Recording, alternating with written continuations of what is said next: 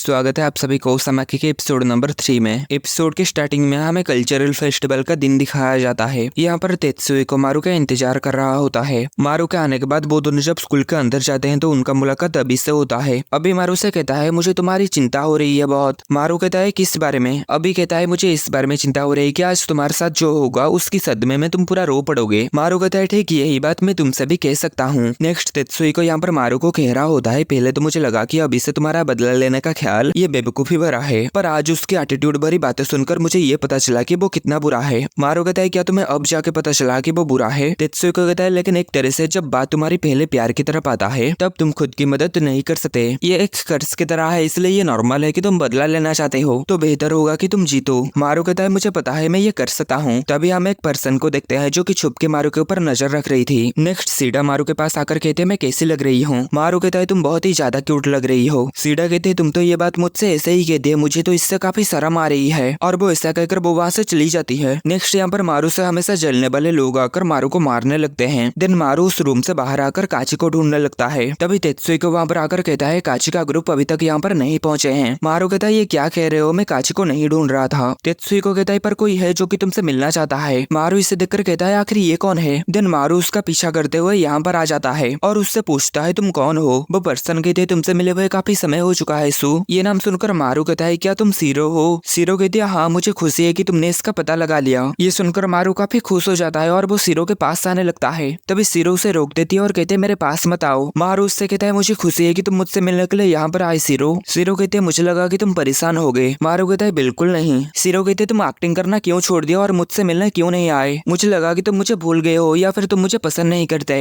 मारू कहता है ऐसा बिल्कुल भी नहीं है, असल में तो मेरे साथ बहुत कुछ हुआ और मुझे माफ करना, मैं तुमसे प्रॉमिस किया था कि तुम्हारी बनाई हुई स्टोरी में मैं एक्टिंग करूंगा। ये सुनकर सीरो खुश हो जाती है और रोते हुए कहते तुम्हें ये याद है? देन मारू उससे पूछता है अब तुम क्या करते हो, क्या अब तुम स्कूल जाते हो? सीरो इस पर हाँ कहती है और कहती है तुम्हारे जाने के कुछ समय बाद ही मैं वापस स्कूल जाने लगा था। मारू कहता है क्या सच में? मुझे ये जानकर खुशी हुई। सीरो कहते मैंने मन बना चुकी थी कि जब मैं तुम्हें दोबारा देखूंगी तब तक मैं खुद को मजबूत बना चुकी होंगी और स्कूल और स्पोर्ट्स में कड़ी मेहनत करूंगी, लेकिन जिस चीज पर मैं सबसे ज्यादा मेहनत की वो चीज था स्टोरीज लिखना, और आखिरकार पिछले साल मुझे इसके लिए रिकॉग्नाइज किया गया। मारू इस पर हैरान होता है और कहता है क्या तुम नॉवेलिस्ट रूप में शुरुआत की थी? इस पर वो कहती है हाँ वैसा ही कुछ। मारू इस पर खुश हो जाता है और कहता है तुम तो बहुत औसम हो। सीरो इस पर उसे थैंक यू कहती है और नीचे आते हुए कहते हैं वो पूरे समय में तुमसे मिलना चाहती थी, मैं तुम्हारी रिकॉग्निशन पाना चाहती थी, मैंने कड़ी मेहनत की और हर तरीके की रिसर्च की, इसलिए तुम कह सकते हो कि मैं सुंदर थी। इसके बाद वो उसके पास आकर अपने सर से क्या फटा देती है और मारू ये देखकर काफी हैरान होता है कि वो काची है। काची कहते मैं ही हूँ सीरो।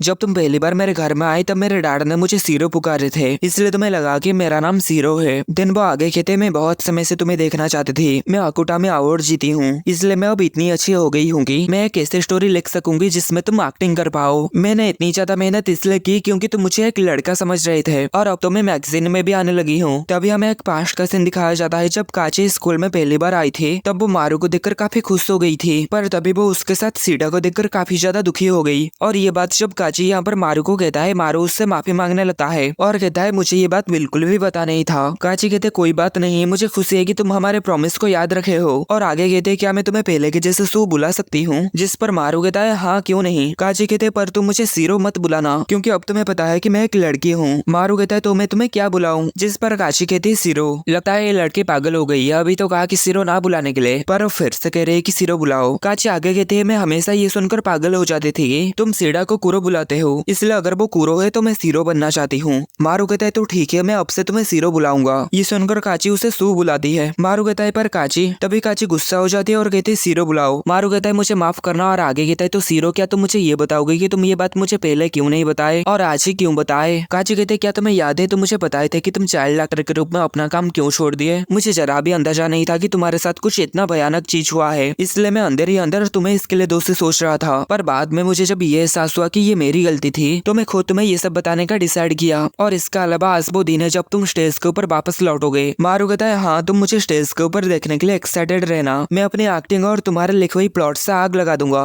काची कहते मैं बहुत समय से तुमसे ये बात सुनना चाहती थी। देन काची यहाँ से जाने लगती है, तभी उसके सामने सीडा खड़ी हुई थी और वो उन दोनों की सभी बातें सुन चुकी थी। सीडा कहते मुझे ऐसा लग रहा था कि फोटो में जो बच्चा है वो तुम ही हो काची। काची कहते अब से वो मुझे सीरो कहकर बुलाएगा। सीडा कहते इसका मतलब ये नहीं है कि कोई जीता या फिर कोई हारा है, अगर इससे तुम्हें लगता है कि तुम जीत चुकी हो तो तुम गलत हो। और ऐसे ही ये दोनों एक दूसरे को गुस्से में देखने लगते हैं, जैसे कि कोई कैट और डॉग एक दूसरे को गुस्से में देखते हैं।